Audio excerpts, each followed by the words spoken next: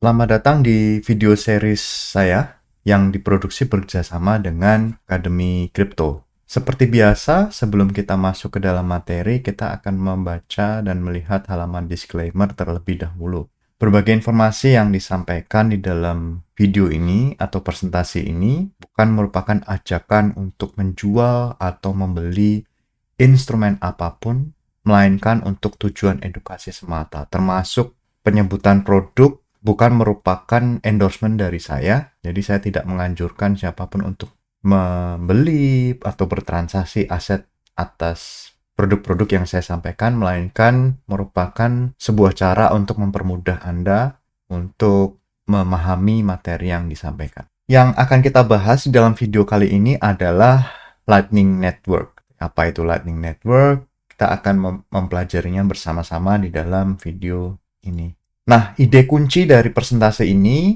adalah kita akan berdiskusi soal beberapa komponen-komponen dasar yang menyusun Lightning Network, termasuk keunggulan dan kelemahan Lightning Network saat ini. Nah, sebelumnya kita akan belajar dulu soal Lightning Network. Apa sih Lightning Network atau LN ini? Jadi idenya itu disajikan atau dipresentasikan atau dicetuskan oleh dua orang ini, namanya Joseph Poon dan Dreja. Si dua orang ini memaparkan satu ide yang sebenarnya memanfaatkan komponen-komponen Bitcoin yang sudah ada.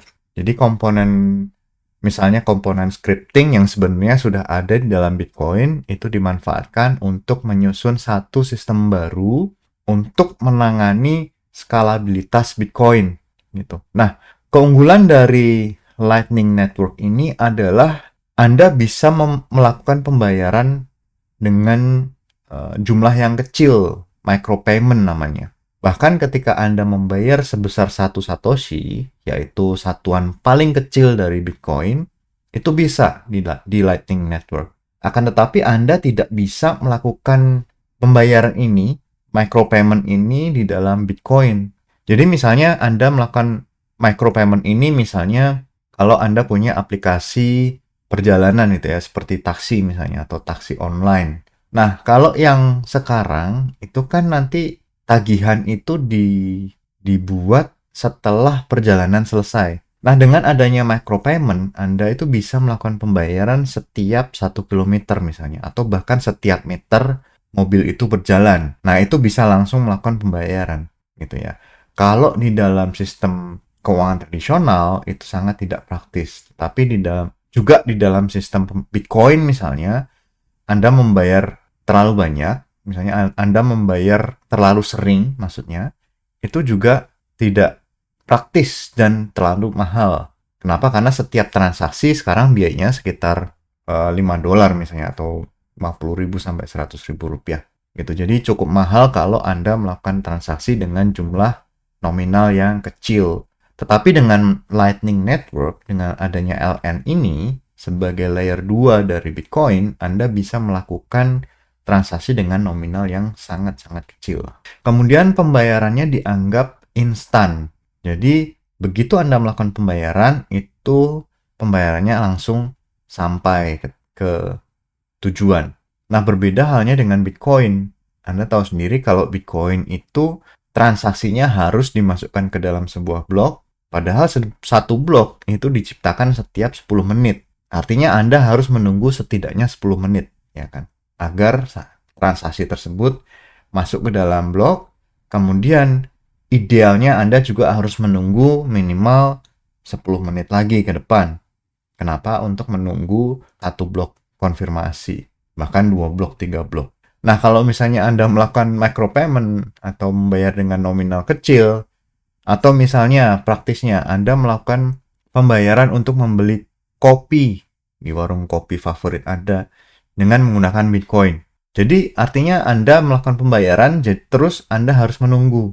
Ya enak kalau menunggu sambil minum kopi, tapi kalau membayarnya setelah kopinya habis, itu artinya Anda harus membeli kopi baru, ya kan? Nah, jadi biaya dari LN itu sangat kecil, jadi base fee-nya itu 1 Satoshi, jadi base fee. Memang ada fee berikutnya. Tetapi base fee-nya juga sangat kecil, 1 Satoshi. Bandingkan dengan jaringan utama Bitcoin itu yang minimal 10.000 Satoshi. Ya, setidaknya. Yang saya ingat 10.000 Satoshi. 10.000 Satoshi kan 100.000 sampai 150.000 gitu. Jadi mungkin untuk yang metode pembayaran yang lebih modern ada yang kurang dari 10.000 tapi dulu minimal 10.000 Satoshi. Nah, itu mencerminkan bagaimana murahnya bertransaksi di Lightning Network. Nah, jadi konsepnya dari LN ini adalah dia membuat transaksi itu off-chain. Jadi dia tidak posting transaksi, dia tidak posting micropayment tadi ke jaringan utama Bitcoin. Tetapi ketika semua transaksi ini sudah final, nanti sisanya atau saldonya atau hasil akhirnya barulah diposting ke on-chain, di on-chainnya Bitcoin. Atau settlement-nya itu terjadi di layer 1 atau Bitcoin. Nah, tentu saja settlement-nya perlu waktu yang cukup lama ya, seperti biasanya kita menggunakan Bitcoin gitu ya, atau melakukan transaksi Bitcoin lebih dari 10 menit, bahkan 20 menit, 30 menit, bahkan 1 jam.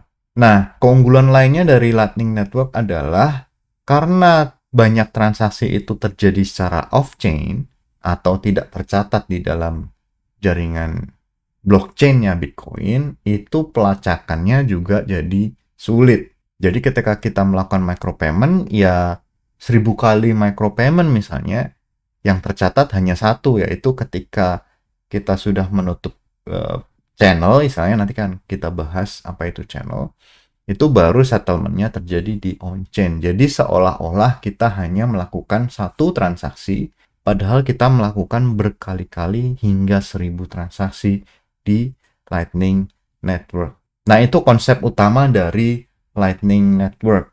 Nah, munculnya Lightning Network itu utamanya karena skalabilitas dari Bitcoin yang tetap jadi masalah gitu ya. Meskipun kita sudah mengenal adanya SegWit atau Segregated Witness yang memperbolehkan atau memfasilitasi lebih banyak transaksi di dalam sebuah blok Bitcoin, tetapi tetap saja skalabilitasnya atau kapasitas Bitcoin itu tetap kecil kalau dibandingkan dengan blockchain-blockchain yang modern, misalnya Solana dan kawan-kawan ya. Kalau dulu kita mengenal di Bitcoin itu hanya bisa 7 transaksi per detik. Kemudian long block delay, jadi block delay-nya panjang. Kemudian ukuran bloknya juga kecil gitu ya.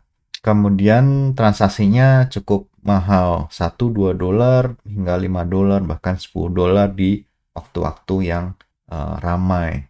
Nah, komponen dari LN atau Lightning Network ini ya, tidak semuanya saya cantumkan di sini, tetapi ini komponen-komponen utamanya saja. Yang pertama ada scripting Bitcoin. Nah, inilah komponen yang membuat si penulis Lightning Network tadi atau pencetus ide LN tadi bisa berkreasi karena adanya pay to script hash atau pay to SH. Nah, komponen dari pay to SH ini yang dipakai di Lightning Network adalah diantaranya time lock gitu ya. Time lock itu apa? Time lock itu adalah sebuah fitur untuk mengunci dana di Bitcoin hingga waktu ke depan yang sudah ditentukan. Jadi misalnya Anda mau mengunci misalnya warisan gitu ya. Anda mau mengunci warisan nanti pada tahun, kalau sekarang misalnya 2024. Nanti 10 tahun lagi atau 2034 barulah anak cucu saya gitu ya, boleh mengklaim aset ini. Atau gini, misalnya Bitcoin ini sebagai menjadi jaminan gitu ya, jaminan pinjaman misalnya, pinjaman sebesar 1 miliar. Jadi menjaminkan 1 Bitcoin untuk meminjam 1 miliar rupiah untuk tempo 1 tahun. Jadi Bitcoinnya dikunci. Jadi dikunci untuk 1 tahun ke depan, barulah pembayaran bisa diklaim gitu ya, Bitcoinnya bisa diklaim. Misalnya seperti itu. Nah, kemudian ada juga namanya 2 of 2 multi-signature. Multi-signature itu apa? Multi-signature adalah model pembayaran di mana pembayaran itu valid kalau ada dua tanda tangan gitu ya. Jadi two of two artinya ada dua pihak, kemudian dua pihak tersebut dua-duanya harus melakukan penandatanganan gitu ya, two of two. Kalau one of two artinya satu dari dua partisipan. Kalau two of three berarti dua dari tiga partisipan yang sudah ditentukan. Kalau two of two artinya semua partisipan, dua orang partisipan itu harus bekerjasama melakukan penandatanganan. Kemudian payment detail, jadi berapa pembayarannya, nominalnya ke masing-masing partisipan itu sudah harus ditentukan. Kemudian ada penalti di situ. Jadi dalam scripting itu bisa kita tentukan penaltinya. Misalnya ketika ada seorang ini, misalnya antara Alice dan Bob gitu ya. Alice mau melakukan pembayaran ke Bob. Jadi ketika Alice mau berbuat curang, dia mau mengklaim dananya, itu bisa dikenakan penalti. Ada scriptingnya. Misalnya kalau misalnya jangka waktu ditentukan 1 hari. Jadi pada saat setelah 1 hari, nanti Alice boleh mengklaim sisanya. Tapi ternyata Alice curang. Baru setengah hari sudah diklaim. Itu bisa, tetapi akan dikenakan penalti yang cukup signifikan tentunya. Nah, jadi Alice itu pasti akan mengalami kerugian, sementara si Bob akan mengalami keuntungan, mendapatkan keuntungan. Nah, itu komponen dari scripting Bitcoin yang dipakai untuk dalam tanda petik mengunci atau memanipulasi atau mengontrol aset untuk nanti dimasukkan ke Lightning Network. Kemudian yang berikutnya komponennya adalah ada jaringan baru yang namanya Lightning Network gitu ya. Artinya jaringan Lightning. Jadi ada jaringan off-chain. Jadi LN ini sebenarnya adalah jaringan off-chain. Dia tidak memiliki blockchain tersendiri. Dia bukanlah jaringan blockchain. Karena dia adalah jaringan off-chain. Nah, jaringan ini akan bertukar informasi gitu ya. Bertukar informasi transaksi antar pihak yang berkepentingan. Seperti itu. Jadi ini bergerak seluruh transaksinya atau operasi utamanya itu bergerak di sisi off-chain. Nah, skema transaksinya seperti apa? Misalnya ada Alice dan Bob di sini. Mereka bergabung di jaringan LN. Gitu ya. Pada saat mereka bergabung di jaringan LN, itu artinya mereka harus sudah setuju untuk mengunci dana. Istilahnya mereka akan mendepositkan Bitcoin. Jumlahnya berapa ya sesuai kesepakatan. Misalnya 5 Bitcoin itu ya masing-masing Alice dan Bob 5 Bitcoin. Nah, ini juga dapat diartikan bahwa mereka akan membuka sebuah channel bagi mereka untuk saling bertransaksi. Transaksi apa? Bebas. Bisa transaksi pembayaran apa ya? Taksi online gitu ya, atau transaksi misalnya jual beli itu bisa Alice dan Bob. Jadi ketika depositnya sudah terjadi, kemudian channel sudah dibuka, kedua orang ini bisa saling mengirim dan menerima aset. Alice bisa mengirim 1 Bitcoin ke Bob, Bob bisa mengirim 2 Bitcoin, Alice mengirim lagi setengah Bitcoin, Bob kemudian mengirim 2 Bitcoin.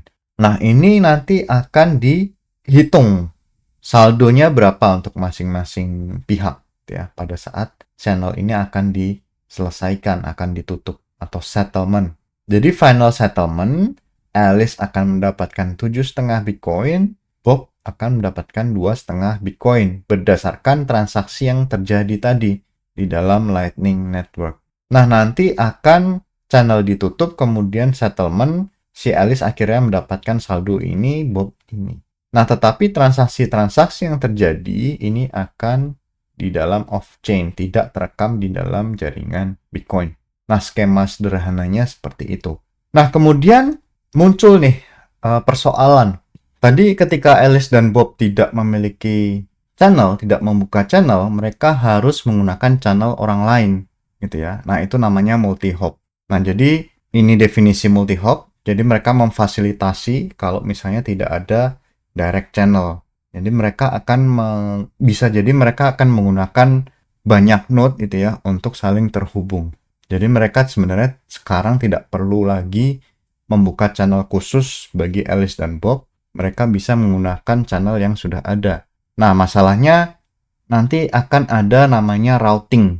Routing ya karena melompati banyak channel gitu ya, tentu saja harus ada routing. Nah, ini masalahnya. Jadi, di LN tentu saja tidak lepas dari masalah. Misalnya, biayanya masih ada. Ya, tentu saja biaya masih ada gitu ya, karena kalau biayanya tidak ada kan bisa di-abuse. Karena adanya multi-hop, jadi biayanya makin tinggi, tidak lagi 1-2 satoshi, tentu saja bisa bertambah. Kemudian pihak-pihak yang terkait itu ternyata harus selalu online. Jadi ketika mereka bertransaksi, itu sistemnya atau komputernya gitu ya, yang terhubung atau yang terkait itu harus selalu online. Kalau misalnya ada satu komponen yang down, itu akan jadi masalah, misalnya pencurian dana gitu ya. Kemudian ada juga masalah soal jaringan yang congested, artinya jaringannya macet. Kenapa? Karena ya bisa jadi terlalu banyak traffic di situ.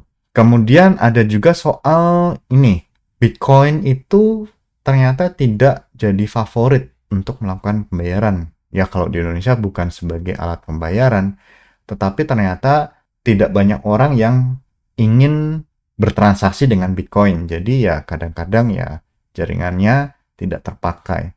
Kemudian ada juga masalah soal bug dan vulnerabilities atau permasalahan keamanan gitu ya dalam aplikasi Lightning Network. Nah, ini terjadi di beberapa tahun terakhir karena ya mungkin tingkat maturity levelnya untuk aplikasi dan softwarenya dari Lightning Network ini belum terlalu tinggi.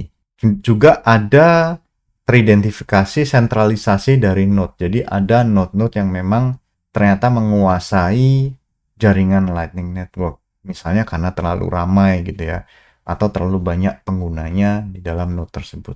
Nah, itu ternyata menimbulkan sentralisasi. Nah, kita sudah membahas soal Lightning Network sebagai layer 2-nya dari Bitcoin. Kemudian kita sudah melihat ada beberapa persoalan di situ, termasuk ya preferensi orang atau traksi orang terhadap Bitcoin itu ternyata bukan sebagai alat pembayaran, tetapi sebagai instrumen investasi.